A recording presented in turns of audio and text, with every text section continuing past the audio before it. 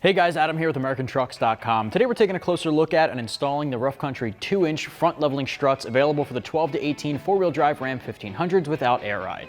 You should be checking out this kit if you're interested in three things: reducing that factory rake, fit larger wheels and tires on your truck up to 35 inches, and get additional ground clearance up front to help with some light off-road situations. This particular kit is for the truck owner who wants all of those things but with a full strut and spring upgrade to improve on and off-road ride quality instead of getting a simple strut spacer that simply lifts the truck. This takes it a step further with improved compression and rebound, which I'll get to in just a bit. First and foremost, fitting larger wheels and tires on your Ram isn't too hard. Off the factory line, this generation Ram comes with anywhere from 30-inch to 33-inch all-season tires. Ours has 33s. If you're looking to fit up to 35s comfortably, then you need a leveling kit like this one. 2 inches up front is the perfect amount of front end lift to help with up to 35 inches without modification. With some of the more aggressive mud terrain tires, you may experience slight rubbing at full turn depending on your wheel offset, but fitting up to 35s is definitely doable, as you can see on our 14 Ram here.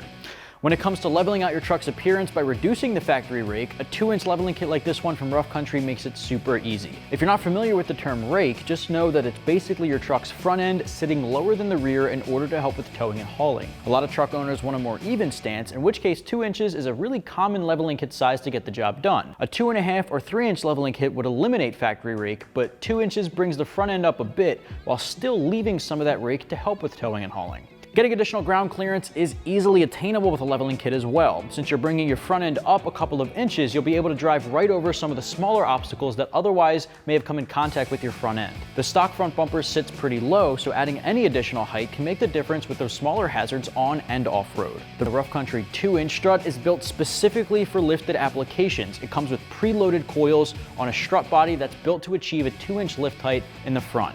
It has application-specific velocity-sensitive valving that adapts instantaneously to your change in terrain. You'll get a really nice, comfortable ride under normal driving conditions, like your commute to work, but once you hit the trails, it adapts and increases stability and performance off-road. It's nitrogen gas charged to help with handling and to reduce shock oil aeration. It has a massive 1 3/8 inch bore, hardened chrome piston rod, and a finished silver powder coating to help with corrosion and rust resistance. Overall, a good choice for those who want more than just some added height. The price for this kit comes in right around $350. It's actually a super affordable front end mod that makes a big difference in appearance, fitment, and quality of ride for your truck. If you're not really interested in a full strut upgrade and you just want that 2 inches of lift height, you might want to check out some of those 2-inch spacers that go right on top of your factory struts. The installation for the leveling kit here comes in at 2 out of 3 wrenches on our difficulty meter. You don't need a spring compressor or any big specialty tools like that, because this is just going to be completely replacing your factory strut. You're not disassembling any of the factory components.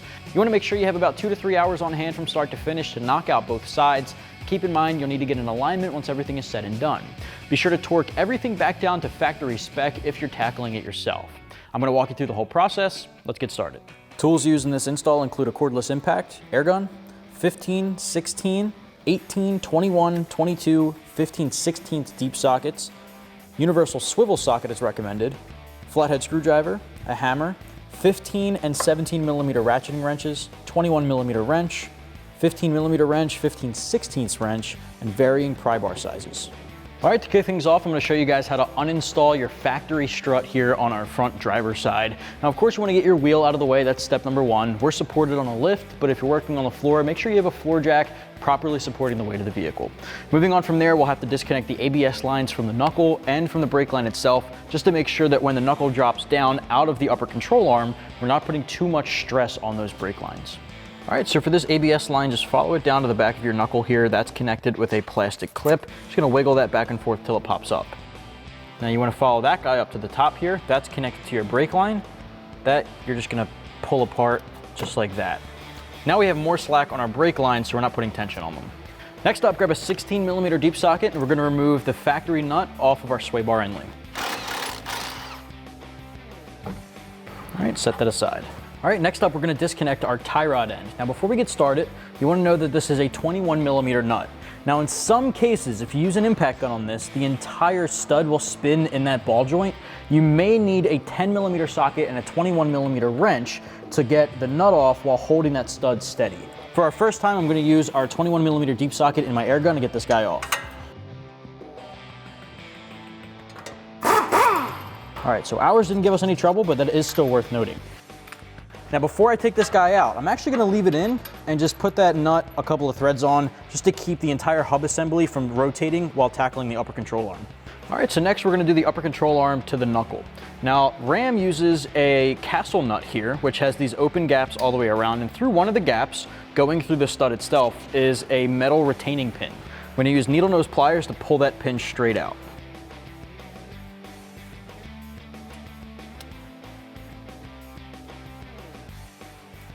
All right, set that aside. Now for this, I'm gonna use an 18mm ratcheting wrench. I highly recommend picking up a set of ratcheting wrenches for this install. There's a lot of different aspects of this that ratcheting wrenches will be a lot easier to use.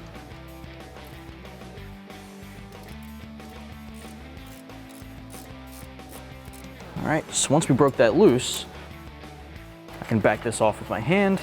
Now, big thing to remember is we have to dislodge the ball joint from the knuckle. You can see that this stud didn't break free with that. So I'm gonna leave this nut on a couple of threads. We're gonna grab our hammer and we're gonna swing and tap against here to dislodge that. And then we'll use a pry bar to pull it down and take our nut off. Now for this, you're gonna grab a ball peen hammer and we're gonna tap right up against the side here of the knuckle.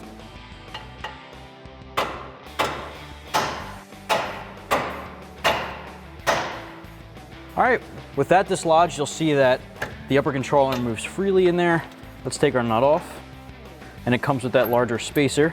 Once you have the castle nut and spacer out, set those aside. All right, so from here we can go back to the tie rod end, take that nut off, lift the tie rod end out, and I like to hang it up over that sway bar end link, and then put our nut back on the stud just so we don't lose it. Here we can lift the upper control arm out of the knuckle.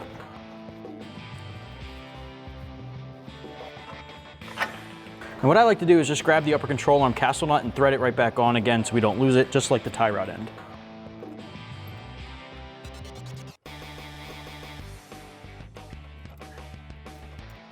All right, next up we're gonna tackle the bottom strut bolt holding it to the lower control arm. Now the nut here, I'm gonna use a 15/16 deep socket on my impact gun, and I'm gonna use a 21mm wrench to hold the bolt head on the inside. At this point, you can grab a ball peen hammer and just tap the end of that to pop it through. Some cases you may be able to pull it straight out. If not, you can grab a flathead screwdriver and just stick it in there and hammer the back end of that.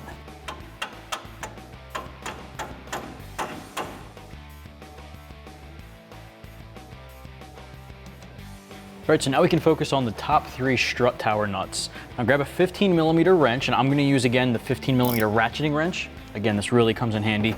We're gonna loosen up these 3 top nuts.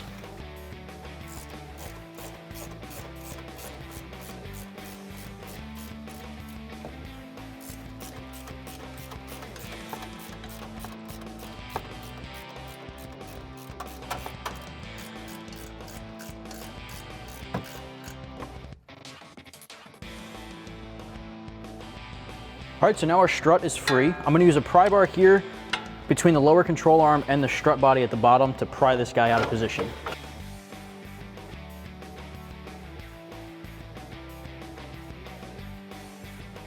All right, so with the factory strut off of our 14 Ram, I got it next to our Rough Country 2-inch front leveling strut, and I want to go through some similarities and differences between the two kits. And first and foremost, the most important thing we're looking at here is the height difference. Now, of course, there's a quality difference of the strut, and I'll get to that in just a second. In terms of height, what you want to be looking at is not necessarily the overall height of the strut, which you can see a slight difference in. I would say maybe a ½ inch in the overall height difference between the two, looking at the top here, but really the height difference that you're getting in terms of the leveling kit, the 2 inches of height difference, is actually coming from spring compression and shock body length. So down at the bottom here, you can see this portion of the shock body is much larger than the factory one. You can see this is positioned up higher. So you're getting a completely different spring compression there. That spring compression is gonna push the body of the vehicle upward 2 inches, resulting in that final leveling or lift height.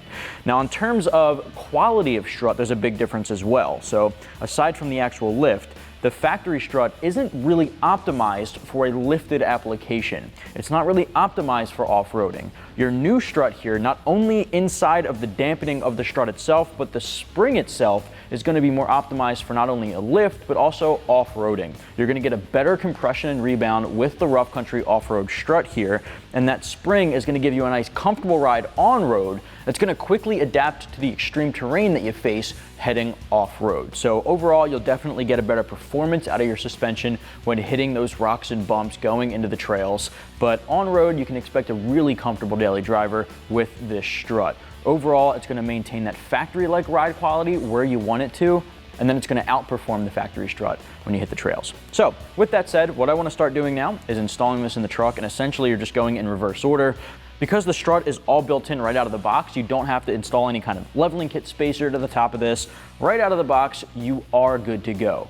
In theory, you could add another spacer on top of this if you were looking to add height to it, but this particular strut is optimized for the exact height that it has here, so just keep that in mind moving forward. What we're gonna do now is throw this in the truck.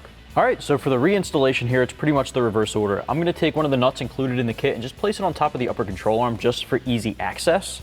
Basically line up the strut studs into the strut tower.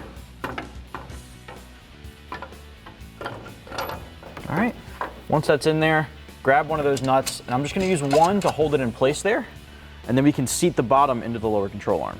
Now we wanna seat the bottom of the strut into the lower control arm, so you're really just gonna push down on the lower control arm and swing this guy in and around. Now we can take the factory bolt and seat it back through. And if you're having trouble getting it back in the same way it came out, which was this way, you can go the other way. It's not going to make a difference. But of course, if you can get it back to the way it was from the factory, that's always preferable. And if you need to, grab a pry bar to help you line things up.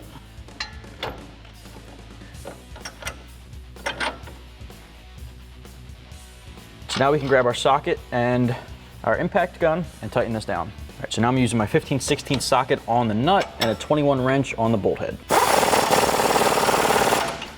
right, so once you have that factory castle nut off, you're gonna line this guy up.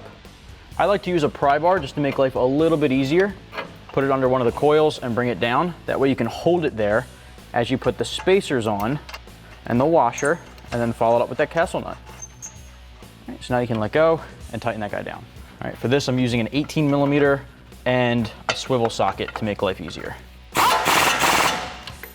right, grab the factory retainer pin and put that back through so it holds it in place. All right, next up we're gonna do our tie rod end. So I'm gonna take that bolt off, bring it around, seat it into the knuckle, and put the nut back on the bottom. And now we can tighten it down with our 21. All right, so grab your 21 socket and tighten this guy down. All right, next up is gonna be our sway bar end link. Put your bushing back on, spacer, follow it up with the nut, grab your 16 socket and tighten it down. Tighten all three of these guys down by hand first. Then grab your 15 socket. I'm gonna use a ratcheting wrench and you'll finish the job.